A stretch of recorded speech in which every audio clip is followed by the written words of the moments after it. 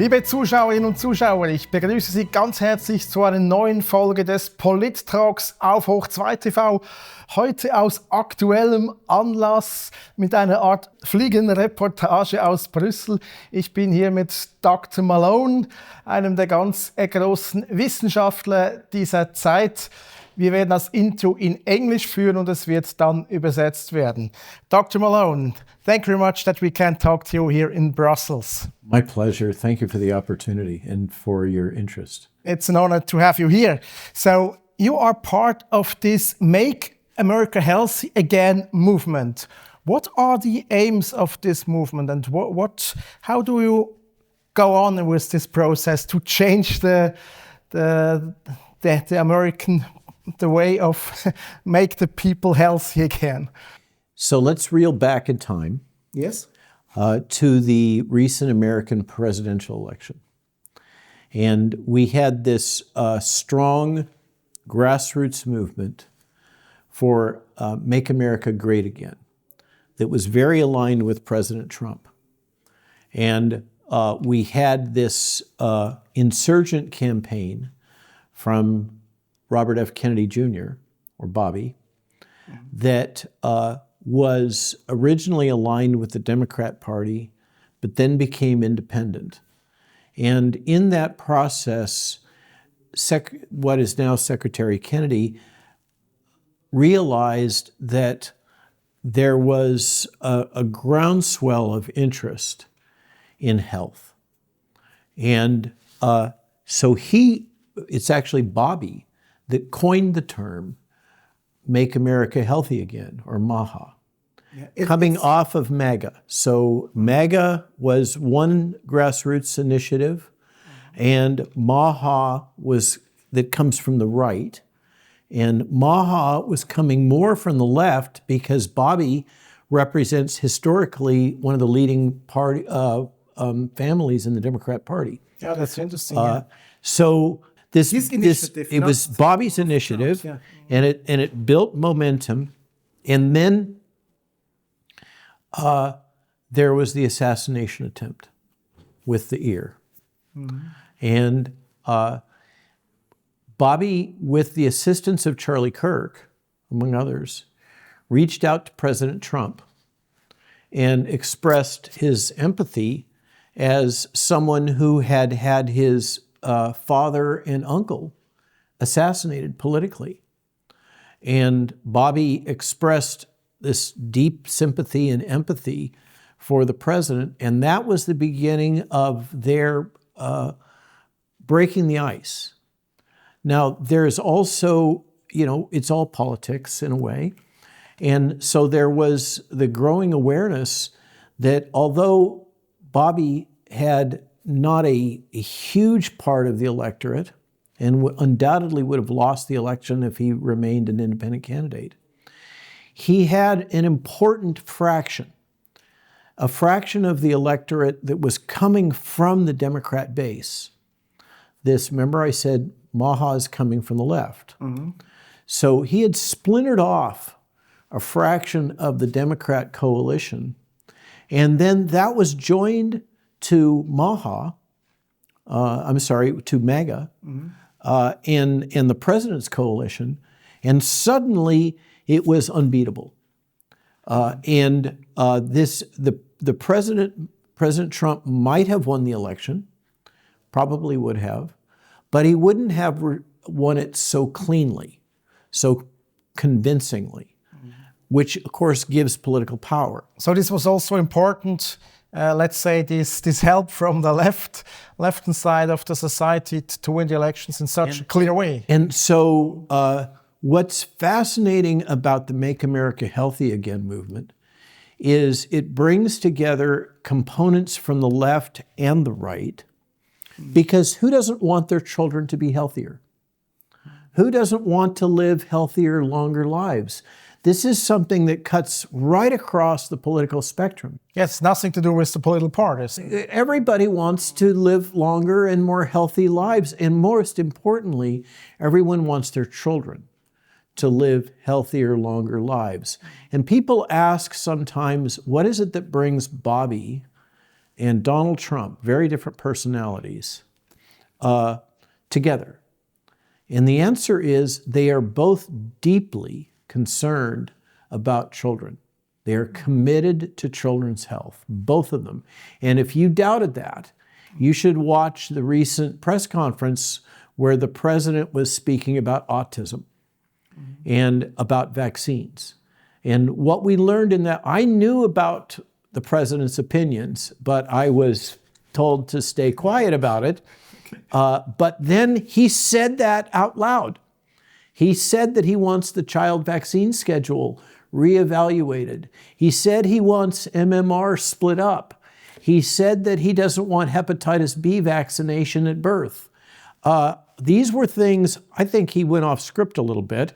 I don't think that was entirely planned, but what it showed was his passion for these issues.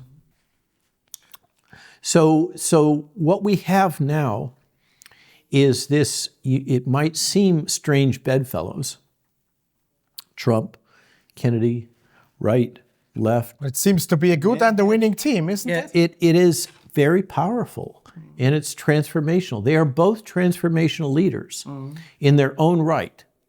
And that, I think, is the big message of the Trump administration, is that Donald Trump has, once again, succeeded in bringing together a whole of government response in the form of the MAHA-Commission. So this is a nuance that Europeans may not appreciate. But one of the things that there are many things about... Are you also a member of this Make America Healthy Again Commission? No, that's above my level. I am a medical advisor to MAHA Action, which is a kind of a lobbying support arm for the Make America Healthy Again movement. Yes. But you're a member of the ACIP. And I am officially an unpaid government employee, much like Elon Musk. They call us special government employees. And so we get the privileges, whatever those are, of being a government employee without actually getting paid. So careful what you wish for. Yeah. But Bobby selected me as co-chair for the Advisory Committee on Immunization Practices. And that's a very important issue. I mean, that's advisory for all these vaccines. Take them or not take them, or when to take them, and what we think about their safety and effectiveness. And there has developed within the Centers for Disease Control and Prevention, which is very closely aligned with the WHO historically, and also with the United Nations and Agenda 2030. Okay, they have the same agenda. They work together. That's being broken up. And Secretary Kennedy is the one responsible, together now with Secretary Rubio, Secretary of State. One of the things that's happening is that part of the international health agenda that used to be managed by the CDC, which, if you think about organizations, you have the president, you have the Secretary of HHS. By the way, Health and Human Services is the largest branch of the U.S. government. Its budget is bigger than the Department of War. Okay, yes. It's huge. It's huge. Yeah. Okay, so you have the president, Secretary of HHS, then underneath him, the director of the CDC. But the director of the CDC is setting foreign policy and health. That had to be fixed.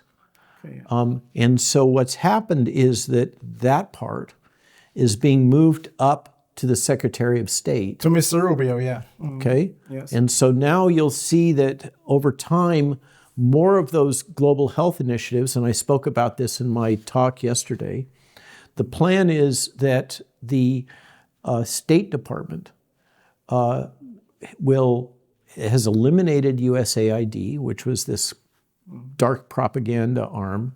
The joke is that anything the CIA found was too dirty, they gave it to USAID. They were deeply, that's very good. Never heard that before, that's good.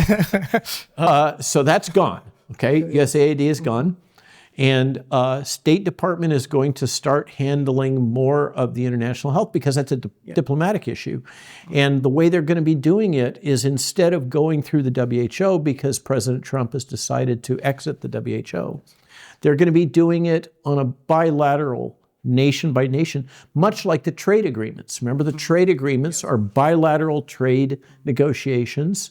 So support for international health will now be bilateral agreements, and the goal is that American support will no longer be driving dependency, but rather, so we're trying to move away from an imperial model.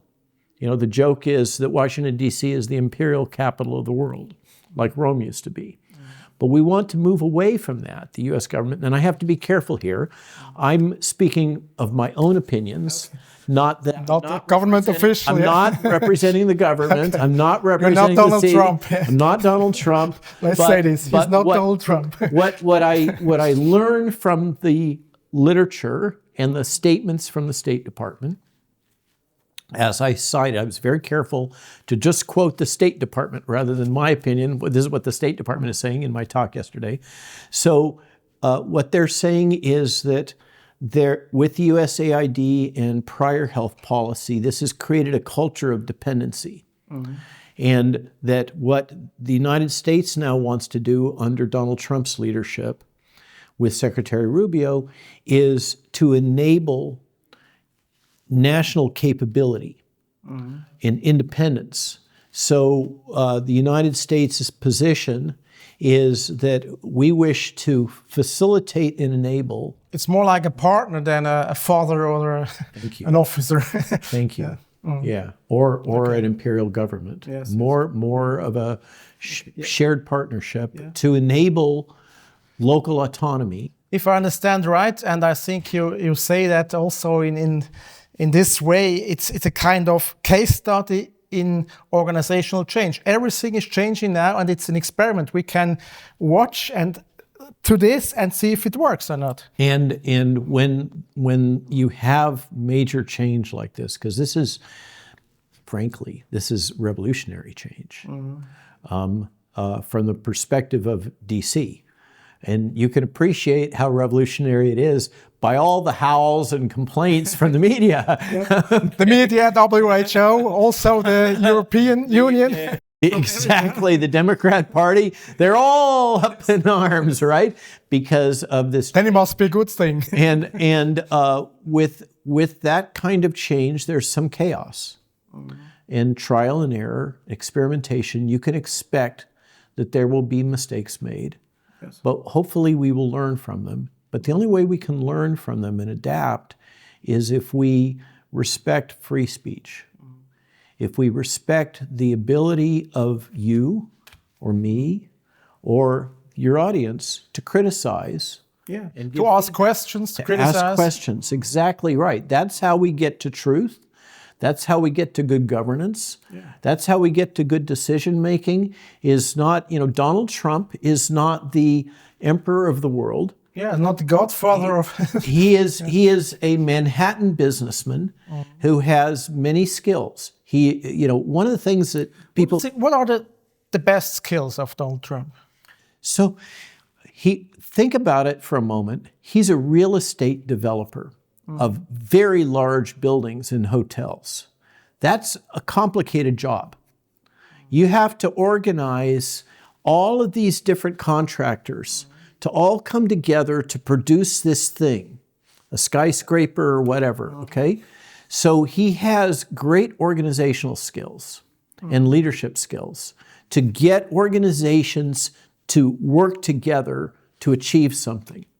He also has come out of one of the most, probably the toughest media environment in the world, New York City. He understands media really, really well, like in his soul. He understands media. He understands modern social media. He's been very adroit He actively trolls all the time. It's kind of funny to watch. He found his own channel through social. He's excellent in communication. He's excellent in organization. He has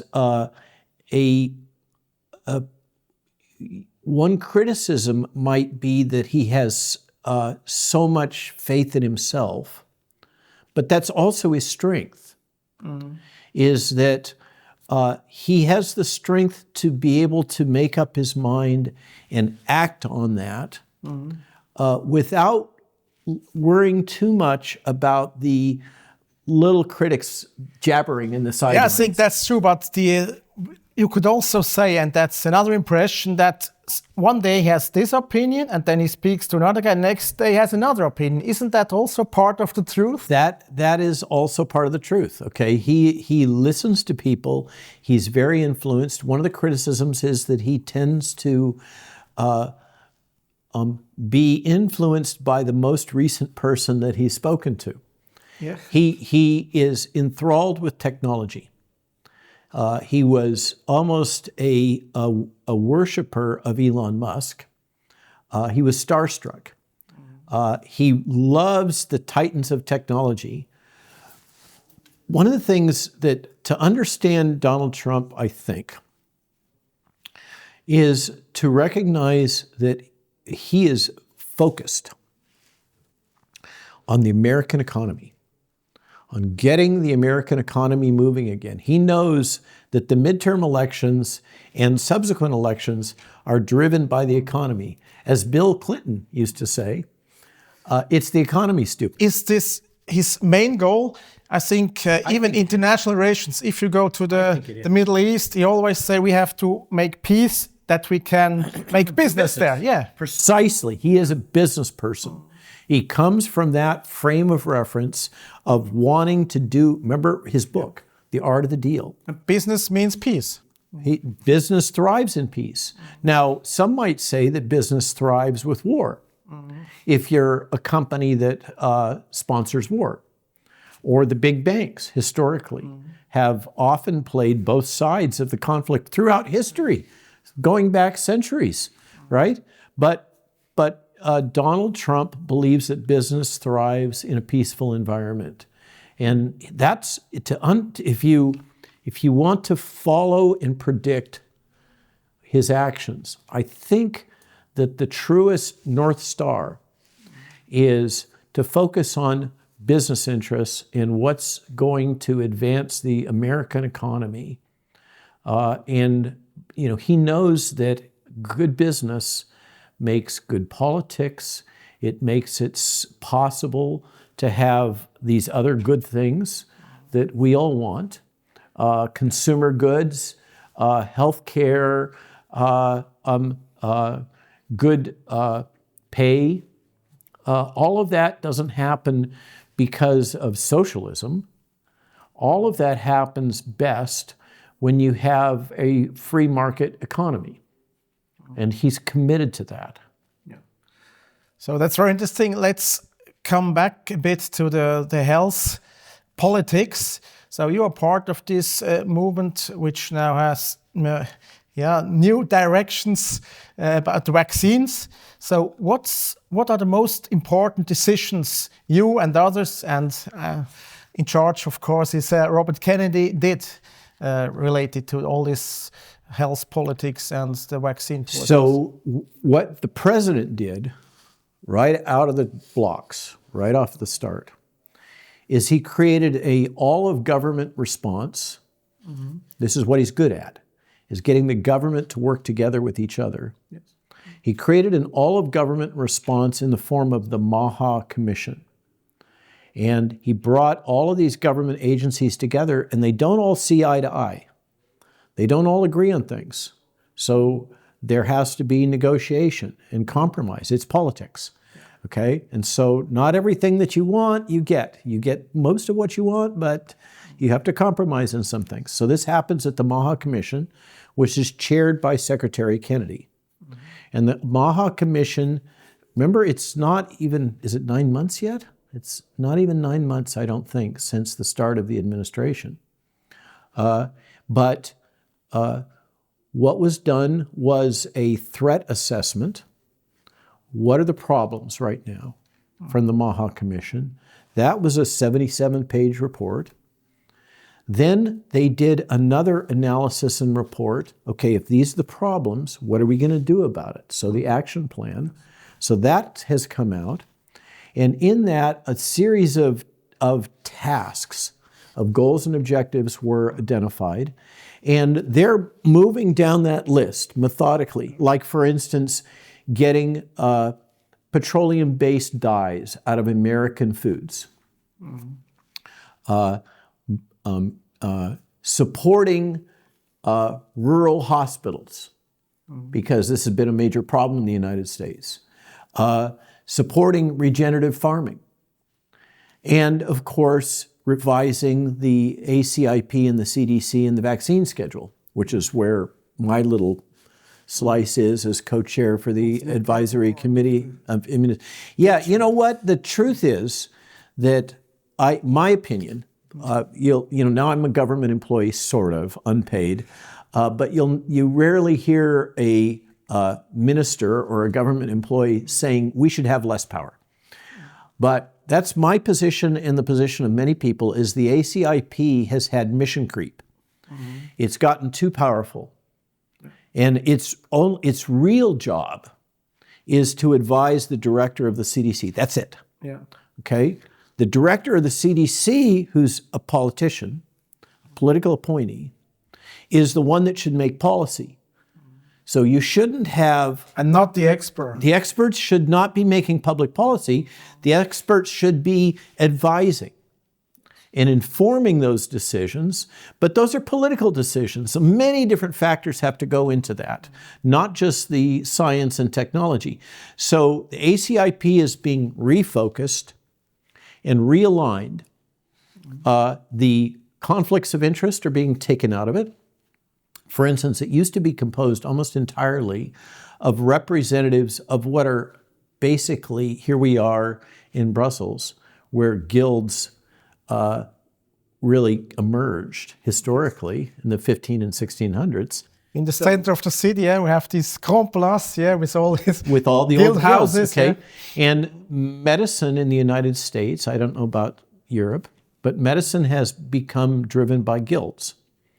The guilds of the pediatricians, the guilds of the internists, the guilds of the surgeons. The ancient lobby organizations. They are. And they are backed by the pharmaceutical industry. And it used to be that the ACIP was very aligned with and composed of representatives of those guilds. That's all stopped. So Trump, Kennedy, and you cut it, all this. Well, I would say Secretary Kennedy and President Trump made the decision that this has to change. And then out of the blue, I got asked to serve as co-chair for this because Secretary Kennedy apparently thinks that I can be trusted to do the right thing in this environment. And we're working through some very challenging problems. The CDC has basically run itself. The bureaucracy has been in charge. The political leadership has, for years now, not... The thing is, almost unique in American government, the CDC is away from DC. It's down in Atlanta. Okay? And so for years now, the appointed leader of the CDC has not relocated to Atlanta. So you have this very large bureaucracy with an absentee landlord. And they did what they wanted to. They did what they wanted to do, and that was basically the big blow-up. Was that recently happened that triggered congressional hearings, et cetera, with Secretary Kennedy, when Susan Monterez, the congressionally authorized leader of the CDC, was fired, was because she wouldn't fire the people that had been running the CDC and had been responsible for all these horrible decisions and mismanagement during COVID that in many ways became, they were developed in parallel with the WHO. And Bobby can't control Tedros, Ghebreyesus, but he can control the director of the CDC and what's going on in the CDC. So that's the big change. So that, you have a bureaucracy that has become very invested in certain geopolitical and political perspectives, which are, frankly, utilitarian socialist. And so these new developments and decisions in America are very interesting for itself, but it's also interesting, I think, for Europe. So now we are here in Brussels. You came here to the European Union, and what is founded here is an MEHA, Make Europe Healthy Again movement. So that's in parallel. It's inspired by what you did in America. So what's your message to the European people? How can they make Europe healthy again? And so thank you for saying it. My message is that there needs to be European solutions for European problems. What we don't need is American solutions for European problems. No exports from the States. Yeah. Well, no. I think that there may be things going on in this laboratory of democracy in the United States that we will make mistakes, we will make successes, and they can inform strategies and decisions that Europe may consider. But I think it's super important to emphasize that Europe needs to, we really don't need America telling Europe how to handle its own problems. What we need is America partnering and helping, but in a very soft way, that Europe solves its own problems. And I think this is a core message from President Trump, that, and if you take a step back, what he's really saying is that America in this multilateral world now, that Donald Trump we're talking about his strengths. One of them, as being a developer, is that he has to work with cultures all across the world. There are Trump properties all across the world in all the major cities. So he has an ability to interact in a cross-cultural to deal way. With different people from different cultures, regions. And one of the core principles is you have to treat your partners with respect. So I think that what you are likely to see if the Trump administration is allowed to continue is this open-handed partnership with Europe in which we're not, since World War II, sometimes the American bureaucracy can be a little heavy-handed, a little bit directive. Under Donald Trump, I think that there's a stepping back from that imperial America, recognizing that this is a multilateral world. Yeah, it's the point, yeah. And as you said, to do business and enable peace. I mean, another key feature of Donald Trump's commitment is not just his commitment to the health of children, but his commitment to peace. That's real. They may not give him the Nobel Prize for peace, but he's doing it. Yeah. We saw that. That's more important than the prize. Absolutely, and the prize is, it's just a thing on the wall. Yeah. But the thing is where the heart is, and where the commitment is, and I think that what we will see and the opportunity is for the Make Europe Healthy Again movement to learn from the successes and mistakes that are going to happen with the Make America Healthy Again movement, but to bring those in and come up with European solutions to European problems. Your medical system is very different. It's different between different member states, which is the way it's supposed to be in the United States, by the way. According to our Constitution, the states have the right to regulate the practice of medicine. So we aspire to be more same as like in Switzerland with the so-called cantone, cantons. Yes, it's the same. okay. Yeah. Thank you. Okay, I lived in Bern for a while, and I learned about the Swiss system.